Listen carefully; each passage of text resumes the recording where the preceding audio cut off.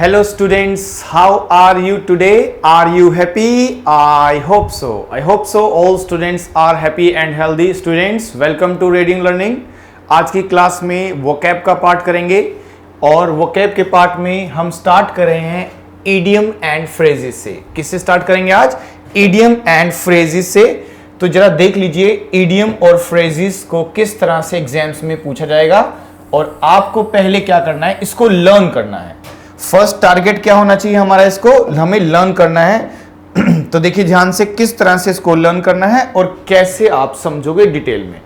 तो देखो सबसे पहले ना ये जानना बहुत जरूरी है कि what is the difference between idiom and phrases, दोनों में अंतर क्या है। क्योंकि जब भी आपने पढ़ा होगा ना बुक्स में क्या लिखा होता है, इडियम एंड फ्रेजेस, तो क्या आपको पता है दोनों में अंतर क्या होता है कि कैसे इनको यूज करते हैं। तो आज की क्लास में क्योंकि हमें स्टार्ट करना है और कुछ क्लासेस आपकी back to back idiom phrases की आएगी, इसी तरह से वन वर्ड सब्स्टिट्यूशंस की आएगी। तो आज का टारगेट जो हमारा रखा गया वो इडियम और फ्रेजेस में अंतर क्या है पहले वो समझेंगे, फिर कुछ वर्ड्स को डिस्कस करेंगे कि उनको कैसे याद करना चाहिए। ठीक है जी। तो अब सबसे पहले मैं आपको सिखाता हूं कि इडियम और फ्रेज दोनों में बेसिक अंतर क्या होता है, कि क्या कैसे मान ले कि ये इडियम है और कैसे मान ले कि फ्रेज है। अब जरा देखो आप इस तरह से इस बात को समझो कि सबसे जो छोटी यूनिट होती है ना वो लेटर होती है, लेकिन लेटर का एक बड़ा रूप क्या होता है, वर्ड होता है। वर्ड शब्द होता है। शब्द का मतलब सीधा है कि ग्रुप ऑफ लेटर्स है।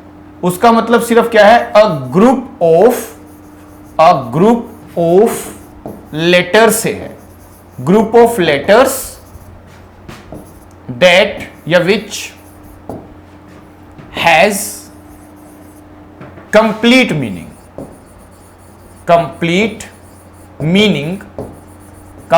मीनिंग और सेंस। भाई एक सेंस भी होना चाहिए, मीनिंग भी होना चाहिए, तो उसको वर्ड बोलते थे। तो वर्ड हुआ अभी फ्रेज नहीं हुआ ये, क्योंकि देखो फ्रेज समझना है तो पहले वर्ड समझना पड़ेगा। वर्ड तो आसान है, आपने देखा कि ग्रुप ऑफ लेटर्स है और कंप्लीट मीनिंग आना चाहिए, या हम कह सकते हैं वावल और कॉन्सोनेंट का सही कॉम्बिनेशन हमारा वर्ड होता है। वर्ड अगर आपको पता है तो अब क्या है कि आप समझ पाओगे। देखो जैसे मैंने लिखा टेबल, तो आप जानते हैं टेबल क्या है, एक वर्ड है। ठीक है। आपने लिखा बॉय, तो बॉय क्या है, एक वर्ड है। गो क्या है, एक वर्ड है। ये अलग अलग पार्ट ऑफ स्पीच से आते हैं, नाउन से, प्रोनाउन से, एडवर्ब से, एडजेक्टिव से, आर्टिकल से, प्रीपोजिशन से। यानी कह सकते हैं कि वर्ड एक सिंगल वर्ड को बोलते हैं, एक सिंगल शब्द को वर्ड बोलते हैं। लेकिन अगर ये पहला स्टेप है तो फिर दूसरा स्टेप क्या है? दूसरा स्टेप क्या होता है डियर स्टूडेंट, ध्यान रखना, इसका नेक्स्ट स्टेप जो हम पढ़ते हैं वो होता है आपका फ्रेज। क्या होता है? फ्रेज। यानी जो यहां लिखा है ना फ्रेजेस, तो आपको फ्रेज से ही तो बनता है फ्रेजेस। ऐसा लगा है बस उसमें फ्रेज। सर क्या होता है फ्रेज? तो फ्रेज का मतलब होता है a group of words that has some sense. बहुत ज्यादा सेंस नहीं, लेकिन थोड़ी बहुत सेंस होगी, ये ध्यान रखना। तो आप ध्यान रखना फ्रेज क्या होता है, ग्रुप ऑफ वर्ड्स होता है दैट हैज सम सेंस, जिसका थोड़ा बहुत सेंस होता है। यानी आप पढ़ोगे ना ग्रुप ऑफ वर्ड्स दिखाई देगा और थोड़ा बहुत सेंस भी होगा उसका, तो उसको हम क्या बोल देंगे, उसको हम बोल देंगे फ्रेज बोल देंगे। जैसे देखो अब मैंने लिखा है आपके लिए एक वर्ड दैट इज इन, फिर मैंने आपके लिए लिखा है द, फिर मैंने आपके लिए लिख दिया पार्क। तो ये तो कई वर्डों से मिलके बना है। इन यहां प्रेपोजिशन है, द आर्टिकल है, पार्क हमारा क्या है, नाउन है। इन सब को मिला के, इन द पार्क को मिलाकर के आप देखो तो इन द पार्क, ये सब के सब क्या है हमारे, ये वर्ड है और इनका कॉम्बिनेशन क्या है, एक फ्रेज है। यहां से लेके यहां तक ये हमारे लिए क्या बन जाएगा, फ्रेज बन जाएगा। फ्रेज है इन द पार्क, ये क्या मानी जाएगी डियर स्टूडेंट, फ्रेज मानी जाएगी। ठीक है ना। इसका मीनिंग क्या है, पार्क में एक प्रॉपर मीनिंग आया। देखो एक बहुत बड़ा मीनिंग नहीं आया है कि आपको बिल्कुल क्लियर मीनिंग है। अगर क्लियर मीनिंग होता तो मैं बोलता I am in the park, मैं पार्क में हूं, तो आपको मेरा थॉट पूरी अच्छे से समझ में आ जाता। लेकिन क्योंकि थोड़ा सा समझ में आया कि पार्क में है, लेकिन क्या है पार्क में ये क्लियर नहीं है, तो इसको फ्रेज बोल सकते हैं। और एक और चीज, इसमें वर्ब भी नहीं लिखी हुई है, एक फाइनाइट वर्ब होना जरूरी है, नहीं लिखा है ना वर्ब इसके अंदर, तो ये हमारा फ्रेज है। आप बोलते हो सर इन माय ओपिनियन, मेरे हिसाब से, तो क्या ये फ्रेज है? हाँ बिल्कुल फ्रेज है, सेंटेंस थोड़ी ना है, फ्रेज है, ग्रुप ऑफ वर्ड्स है। हिंदी में वाक्यांश बोलते थे इसको, क्या बोलते थे? वाक्यांश। पीछे पीछे बोलो, वाक्यांश बोलते थे इसको ना, ये चीज ध्यान रखना। अब मैंने बोला on the table, on the table, तो ऑन द टेबल भी क्या है? एक फ्रेज है, यानी क्या बोलना चाह रहे? टेबल के ऊपर, पर क्या है टेबल के ऊपर वो नहीं बताया, तो क्लियर तो नहीं है, लेकिन फिर भी एक फ्रेज है। तो सबसे मेन बात है कि वर्ड से बनता है फ्रेज, और आज हम सीखने जा रहे हैं ईडियम और फ्रेज में क्या अंतर है। तो फ्रेज तो आपको समझ में आ गया ना, अब ईडियम से हम समझते हैं क्या ईडियम है। देखो नेक्स्ट स्लाइड पे देखते हैं इस चीज को, अब थोड़ा सा आइडिया लेते हैं आपके बताने के लिए। देखो अब क्या है कि अब आप समझ पा रहे हो कि जो फ्रेज होती है वो ग्रुप ऑफ वर्ड्स दिखाई देगी, और खुशी की बात ये रहेगी कि जो ईडियम्स होता है, ईडियम्स वो भी तो क्या होता है? ग्रुप ऑफ वर्ड्स होता है।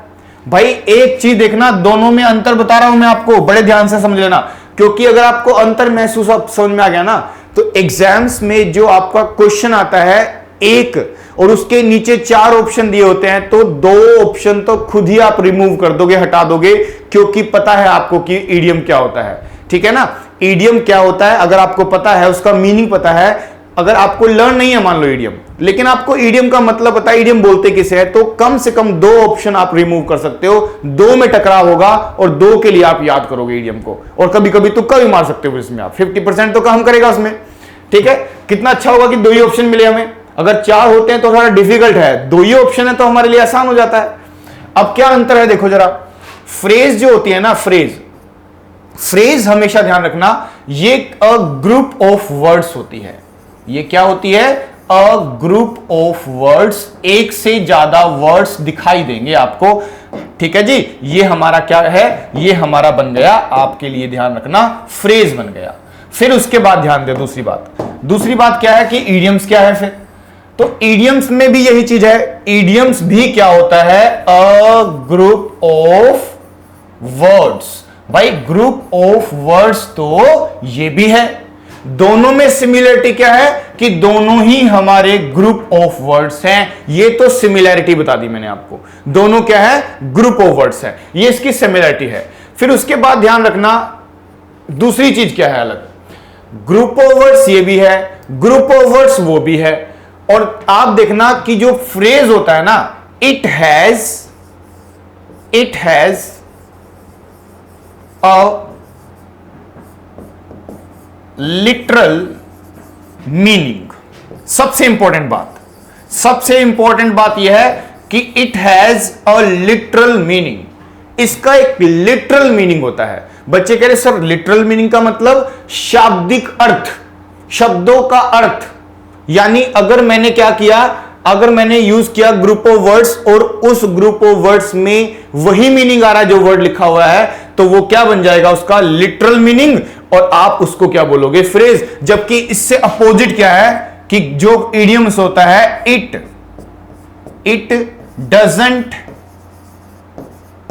Doesn't have any literal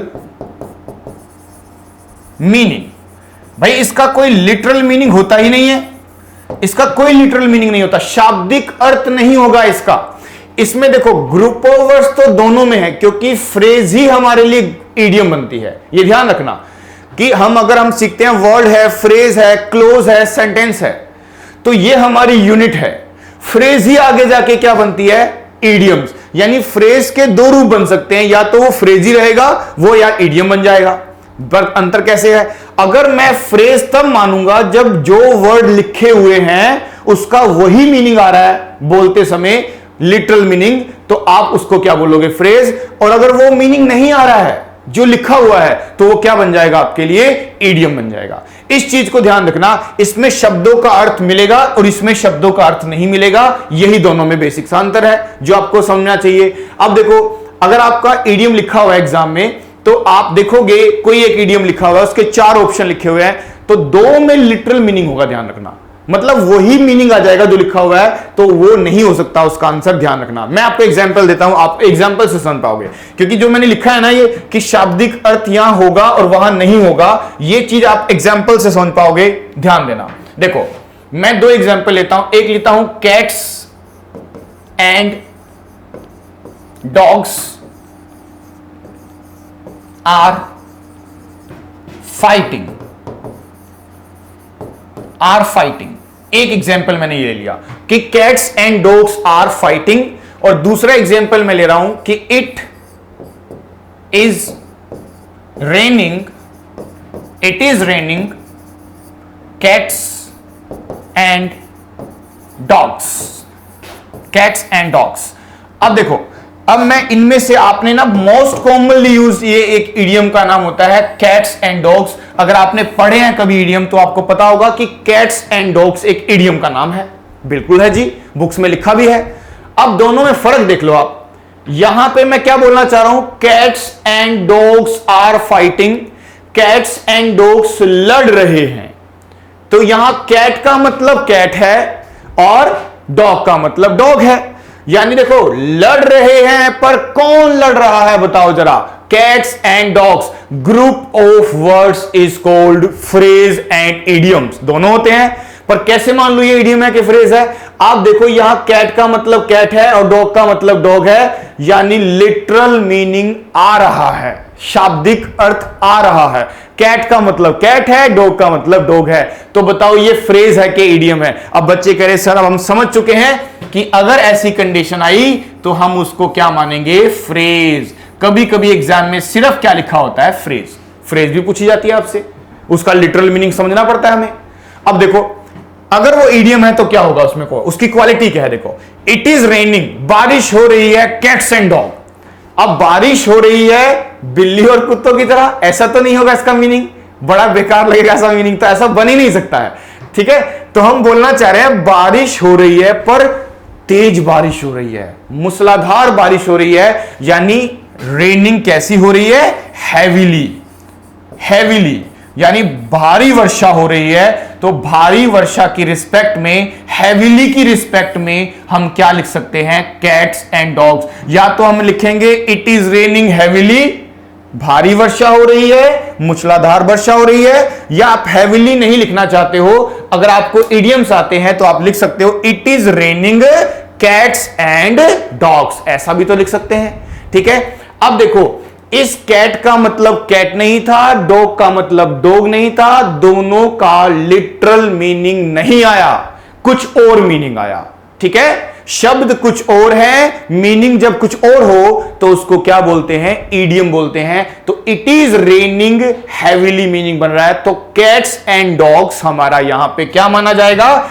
idiom. ये अब फ्रेज नहीं है, ये बन गया है इडियम्स, ठीक है ना। ये अंतर होता है इडियम और फ्रेज में, समझ में आ गया। देख लीजिए एक बार दोबारा से क्या मैंने आपको बताया। देखो इडियम और फ्रेज में बुक्स में लिखा है, बहुत सारे स्टूडेंट्स पूछते हैं सर दोनों में अंतर क्या है, तो मुझे समझाना चाहिए आपको, एज अ टीचर मुझे आपको समझाना चाहिए कि दोनों में अंतर क्या है। तो दोनों में अंतर क्या है, इडियम जो है और फ्रेज है, दोनों होते तो ग्रुप ऑफ वर्ड्स हैं, लेकिन दोनों में आप देखो कि इडियम्स में लिटरल मीनिंग नहीं होना चाहिए।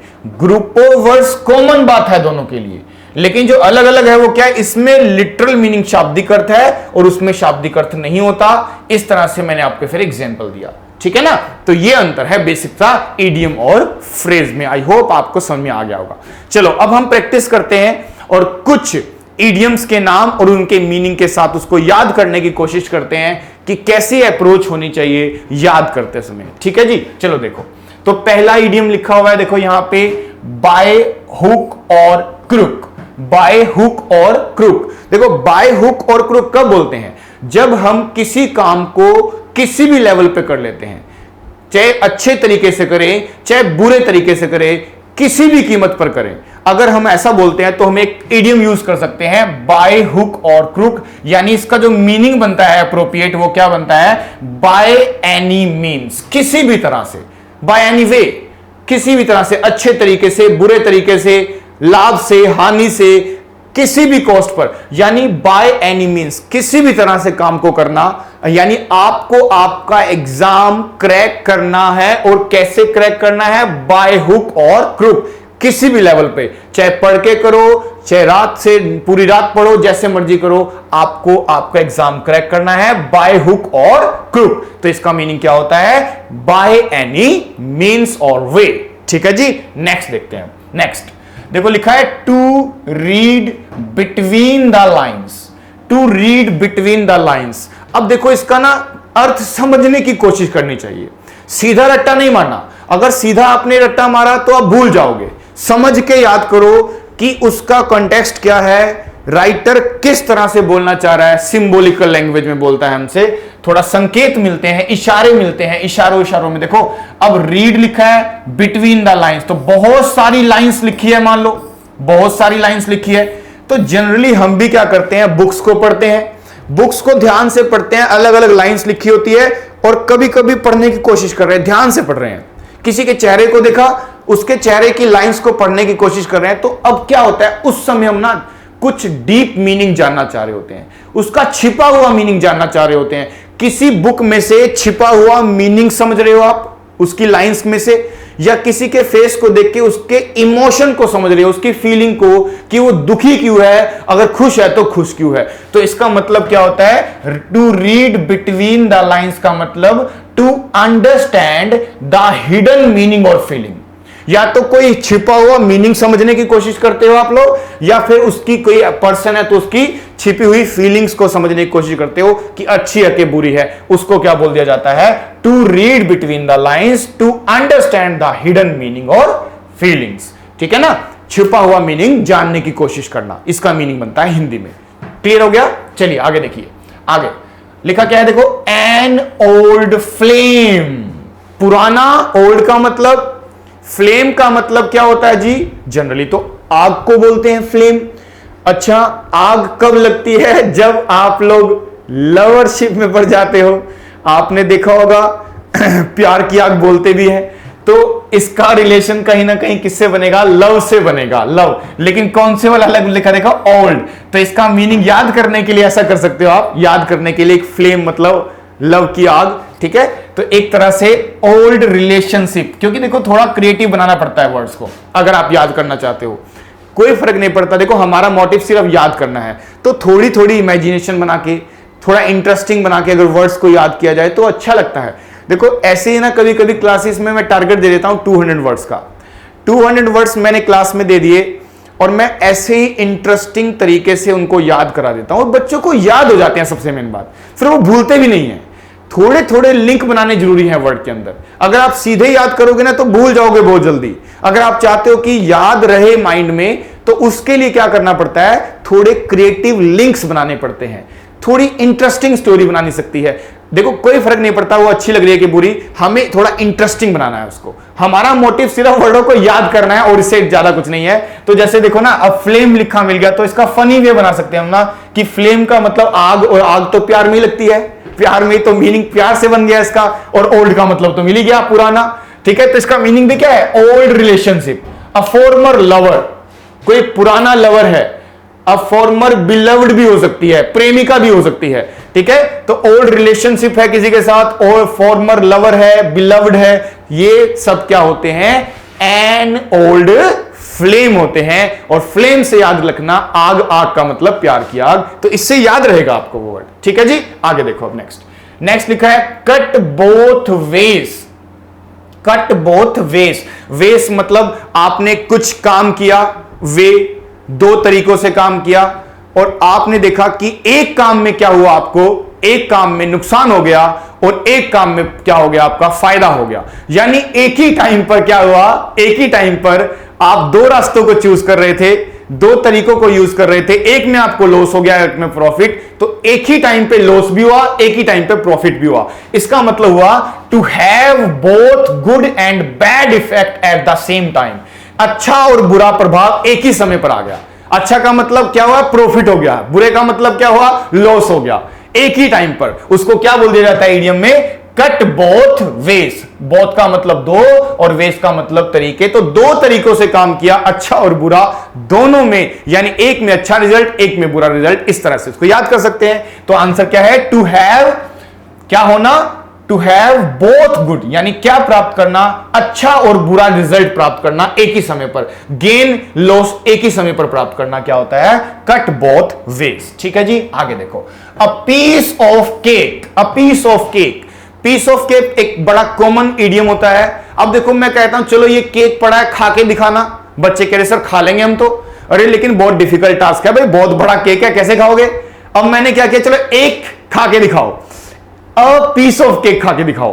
तो एक पीस को खाना मुश्किल है क्या, कहेंगे नहीं, बिल्कुल एक ही काम में हो जाएगा, एक झटके में कर लोगे आप, यानी बहुत आसानी से कर लोगे काम आप। बड़ा केक खाना मुश्किल है लेकिन एक पीस खाना बहुत आसान है। उसका मीनिंग भी देखो क्या होता है, अ वेरी इजी टास्क, सबसे ज्यादा आसान काम, जो बिल्कुल बच्चों का खेल होता है। हिंदी में क्या बोल सकते हैं, जो बच्चों का खेल है, कोई काम ऐसा भेजो तो बच्चों का खेल है, हम ऐसे कर लेंगे।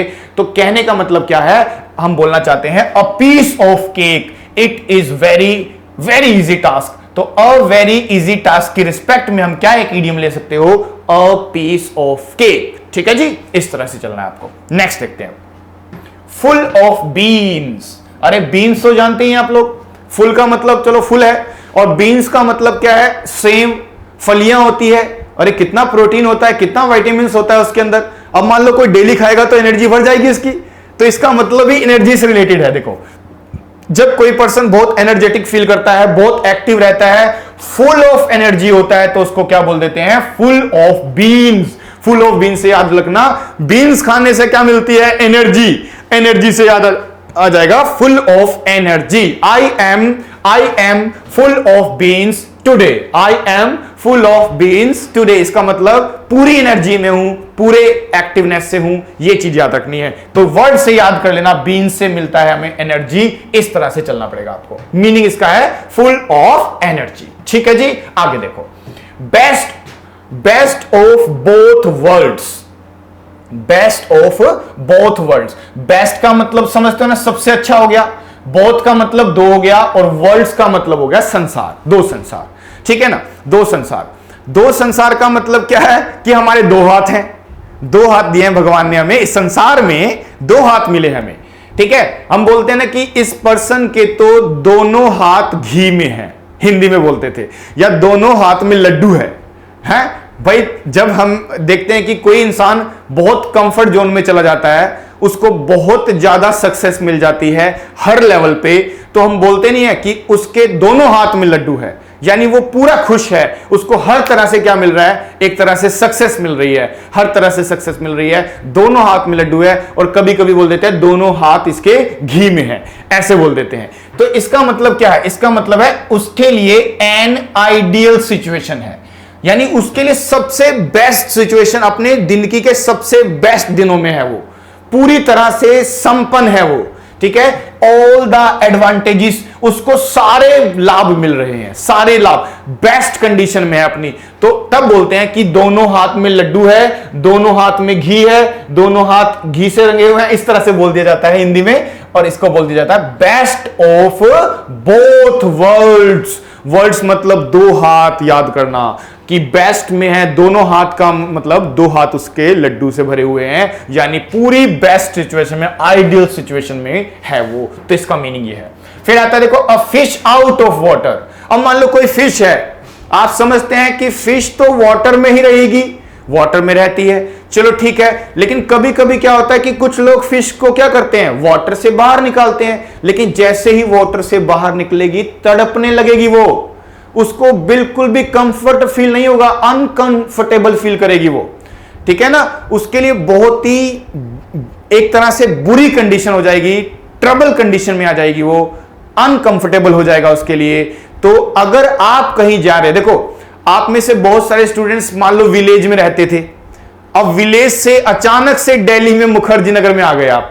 ठीक है, अब मुखर्जी नगर में कंजेस्टेड एरिया है, छोटे छोटे रूम्स बने हुए हैं, तो आपको कितना अनकंफर्टेबल फील होता होगा। तो आप लोग क्या बोलते हैं, now days I am a fish out of water. That means fish out of water का मतलब इन अ ट्रबल कंडीशन, बुरी हालात में है, मन नहीं लग रहा है, तड़प रहा है, तो एन अनकंफर्टेबल पोजीशन में हो, ठीक है, इन अनफैमिलियर सर्कमस्टांसिस है आपके सामने, इन अ ट्रबल कंडीशन बुरी है, तब हम क्या लिख देते हैं, a fish out of water, बुरी हालात में तड़पता हुआ पर्सन को बोल दिया जाता है। ठीक है जी, तो ये इसका मीनिंग बनता है।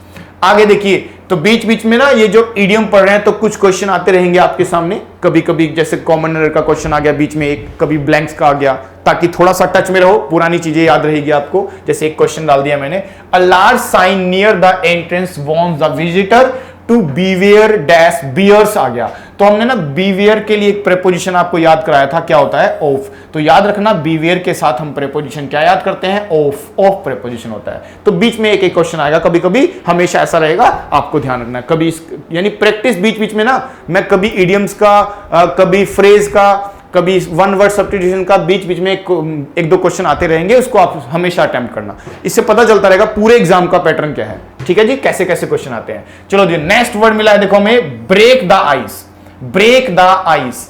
अब ब्रेक द आइस का मतलब क्या है, देखो कभी कभी ना बहुत सारे फ्रेंड्स मिल जाते हैं, अच्छी बुरी चीजें सब पी लेते हैं, कोल्ड ड्रिंक पी लेते हैं, ठीक है, और कभी कभी तो वो प्यारी प्यारी चीज नहीं पीनी चाहिए, जो कि मान लो बियर, वाइन, ऐसी चीजें भी अल्कोहल ले लेते हैं। ठीक है, अब मान लो कोई बच्चा बहुत शर्मीला है, बोल नहीं रहा है, तो क्या करते हैं, आइस क्यूब डालते हैं उसकी ड्रिंक के अंदर। ठीक है, आइस क्यूब से ठंडी होगी, वो पी लेता है। उसके बाद वो जितना बोलेगा ना, सबसे ज्यादा वही बोलेगा, इतना बोलेगा हद से ज्यादा। पहले नहीं बोल रहा था, बहुत शर्मीला था। जैसे कोई पर्सन डांस नहीं करता, अगर कोई पर्सन डांस नहीं करता है, हम जानते हैं बहुत शर्मीले लोग होते हैं, कई बार डांस नहीं करते हैं, आप क्या करते हैं कभी कभी कुछ फ्रेंड्स मिलके कि उसकी साथ ड्रिंक बनाते हैं, उसमें आइस क्यूब डालते हैं, और आइस डालते ही वो उसको पी लेता है, और उसके बाद जो वो डांस करता है सारे रुक जाएंगे, वो नहीं रुकेगा, डीजे बंद हो जाएगा, फिर भी नहीं रुकेगा वो, इतना उसकी चुप्पी टूट जाती है। ठीक है, तो इससे याद कर लेना, ब्रेक द आइस। आइस तो क्या कर देती है, चुप्पी को भी तोड़ देती है, यानी टू स्टार्ट अ कॉन्वर्सेशन। हम अपनी कॉन्वर्सेशन को स्टार्ट करते हैं, वो टेक करने के बाद अंदर की सारी बातें शुरू हो जाती हैं, सब याद आ जाता है कि क्या बोला था क्या नहीं, पुरानी बातें सब खोल देता है इंसान। तो ब्रेक द आइस। आइस क्या करती है, ब्रेक कर देती है, जो चुप्पी थी उसको तोड़ देती है। चुप्पी तोड़ना इसको बोल सकते हैं हम, टू स्टार्ट अ कॉन्वर्सेशन। खूब बोलता है वो पर्सन, क्या कर देता है, अपनी कॉन्वर्सेशन को स्टार्ट कर देता है। थोड़ा फनी तरीके से वर्ड को याद करना चाहिए, ठीक है ना। और रेड लेटर डे, और रेड लेटर डे।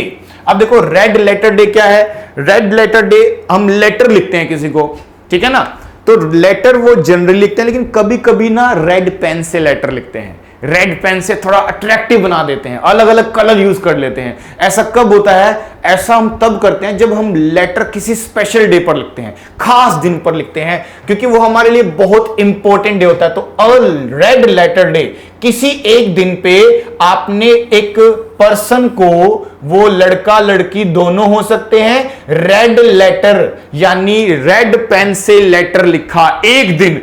क्यों लिखा आपने, क्योंकि वो आपके लिए खास दिन था, स्पेशल दिन था। तो an important day, a very special day को क्या बोल देते हैं हम, a red letter day, red letter day. ठीक है ना, इस तरह से याद रखना। आगे देखो, बेगर डिस्क्रिप्शन लिखा हुआ है, बेगर डिस्क्रिप्शन। बेगर डिस्क्रिप्शन का मतलब क्या हुआ जी, बेगर डिस्क्रिप्शन। अब देखो हम मार्केट में चले जाते हैं तो हमें बहुत सारे बेगर्स दिखते हैं। कुछ बेगर्स की तो बेचारों की कंडीशन, हालात बहुत ज्यादा खराब होती है, बहुत ज्यादा वाली खराब, ठीक है ना। उनको देखते हुए हमको क्या लगता है कि भाई हम इनकी हेल्प करें, अगर हमें लगता है हम हेल्प कर सकते हैं तो हम करते भी हैं, जब नहीं लगता है नहीं कर पाएंगे तो नहीं करते हैं हम। लेकिन आप ध्यान देना कि बेगर्स की कंडीशन इतनी बुरी होती है कभी कभी कि हम उनको एक्सप्लेन ही नहीं कर सकते, ठीक है ना। हम सोचते हैं कि इसके साथ तो बहुत बुरा हुआ है या बहुत खराब कंडीशन में, इसको एक्सप्लेन ही नहीं किया जा सकता, इतना बुरा है, आपको फील भी होता होगा ये। तो हम देखो ना, बेगर डिस्क्रिप्शन से, डिस्क्रिप्शन का मतलब तो विस्तार ही है, और बेगर का मतलब क्या, राइटर क्या बोलना चाह रहा है आपको, वो सिंबॉलिकल लैंग्वेज में आपको क्या समझाना चाह रहा है कि भाई जो बेगर्स होते हैं ना, उसकी डिस्क्रिप्शन कभी भी हम ये नहीं एक्सप्लेन कर सकते कि कितने दुख में है वो, कितने दुख में है वो। तो हम क्या करते हैं, that can not be described. तो ऐसी सिचुएशन, ऐसी कंडीशन जिसको डिस्क्राइब किया ही नहीं जा सकता है, जिसको डिस्क्राइब नहीं किया जा सकते हैं, उसको क्या बोल दिया जाता है, beggar description. That can not be describe, जिसको डिस्क्राइब ना किया जाए उस कंडीशन को क्या बोल दिया जाता है, अवर्णनीय, जिसको वर्णन ही नहीं किया जा सकता है। ठीक है जी, ये ध्यान रखना। आगे देखो क्या लिखा हुआ है, देखो ब्लाइंड डेट।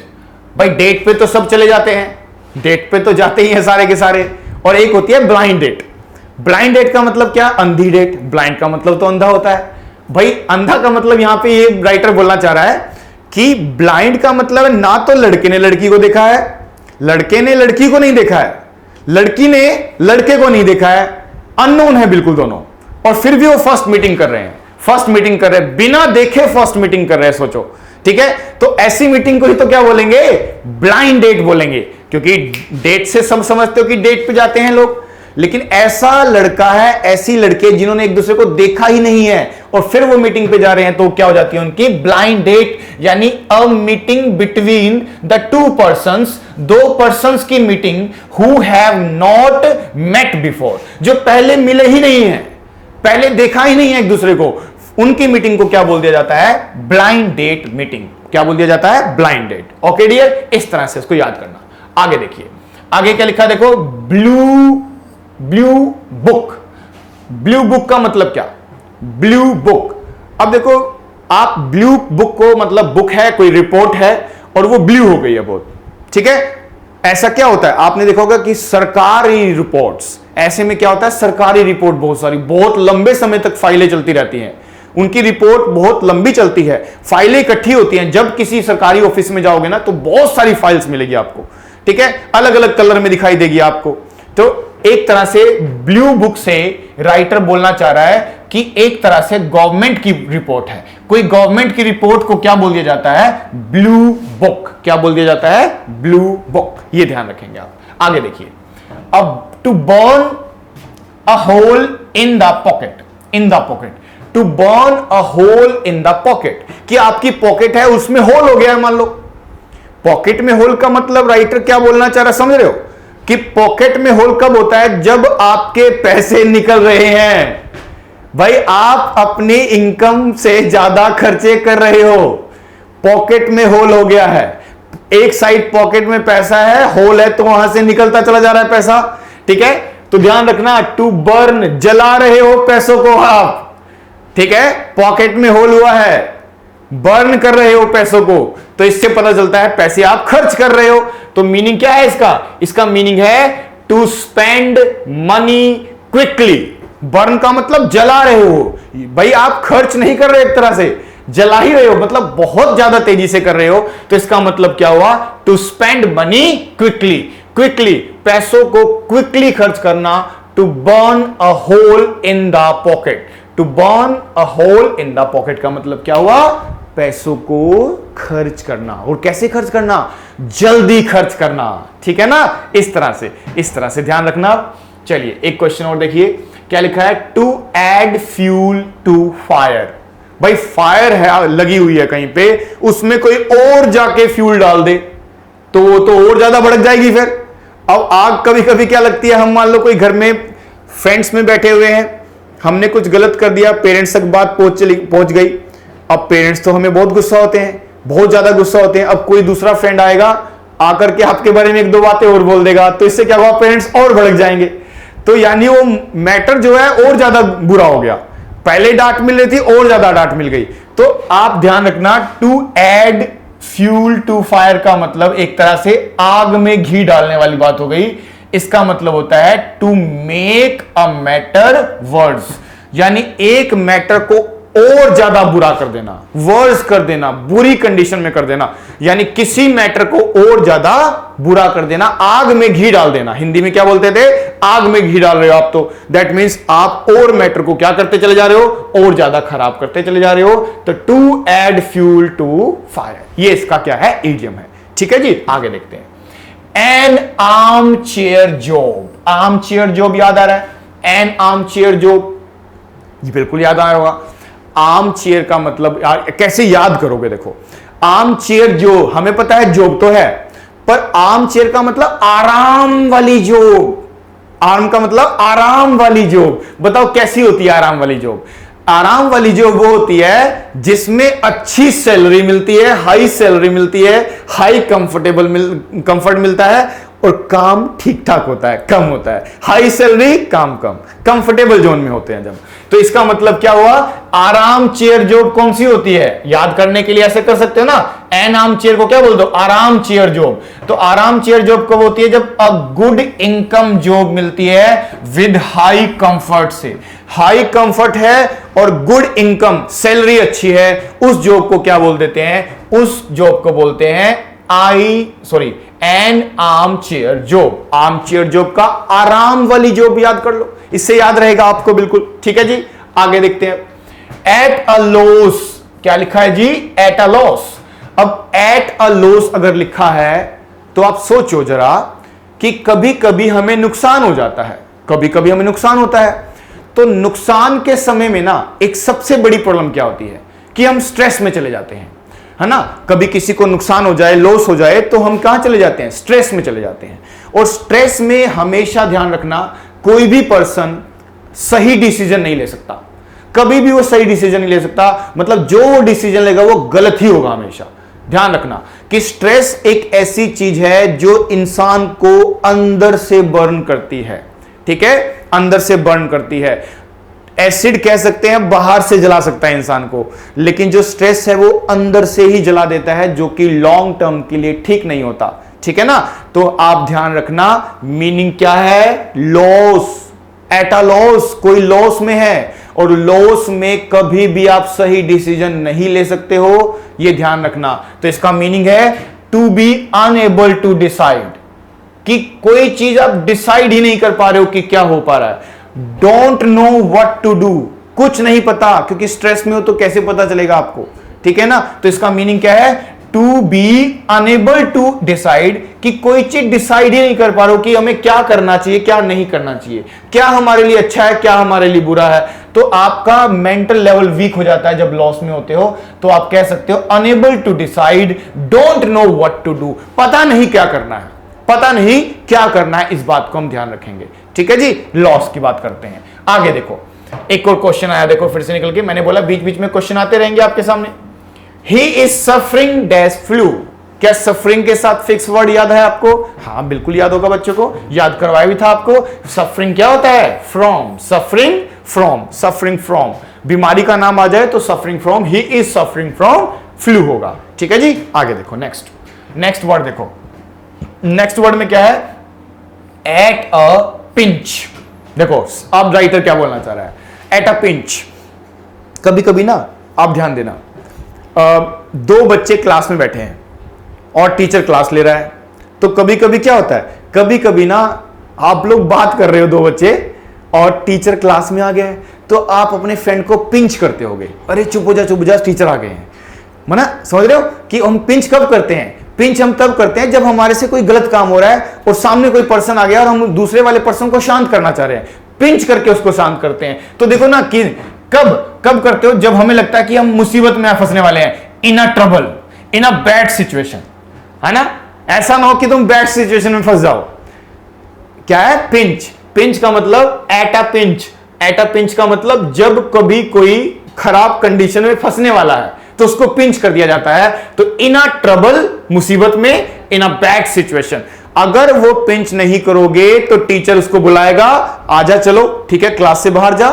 इसका मतलब पिंच करने से वो ट्रबल में नहीं गया। अगर पिंच ना की होती तो वो ट्रबल में चला जाता, बैड सिचुएशन में फंस जाता।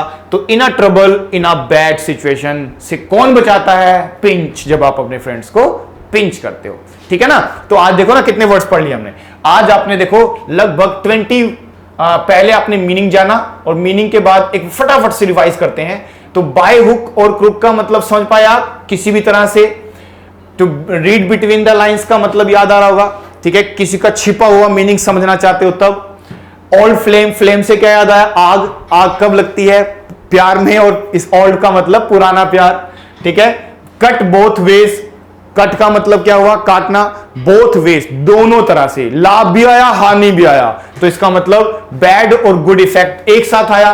पीस ऑफ केक, केक नहीं खा सकते, पीस खा सकते हो आसानी से किया जाने वाला काम। फुल ऑफ बीन्स, एनर्जी आती है बीन्स खा के, तो देखो ना एनर्जी लिखा है।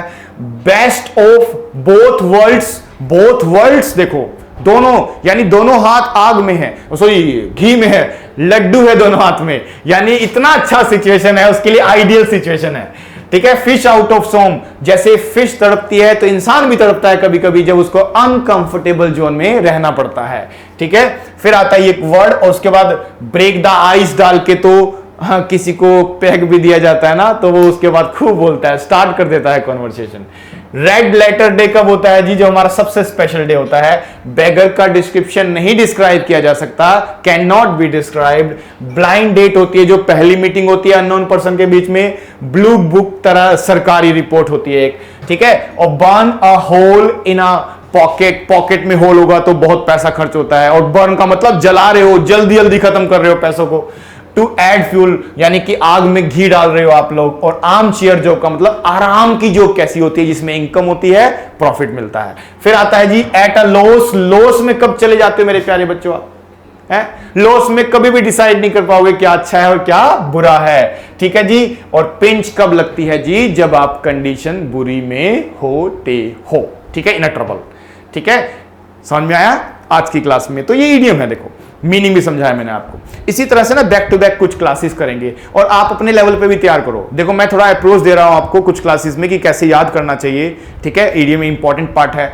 एंटोनिम सिनोनिम तो देखो इंपॉर्टेंट है, लेकिन उसका एक फिक्स चीज है कि वो एग्जाम में आएंगे कि नहीं, कोई फिक्स नहीं है, क्योंकि एंटोनिम सिनोनिम कहीं से भी पूछा जा सकता है। लेकिन ईडियम और फ्रेजेस और एक वन वर्ड सब्स्टिट्यूशन ऐसा एरिया है जहां अगर आप मेहनत करोगे तो आपके एग्जाम में देखने को मिलेगा डेफिनेटली। ठीक है ना, तो अपने लेवल पे वोकैब को भी तैयार करो। कुछ क्लासेस में मैं एक तरीका बता रहा हूं कि कैसे याद कर सकते हैं। मेरे पास जितनी क्लासेस पॉसिबल होगी मैं आपको दूंगा।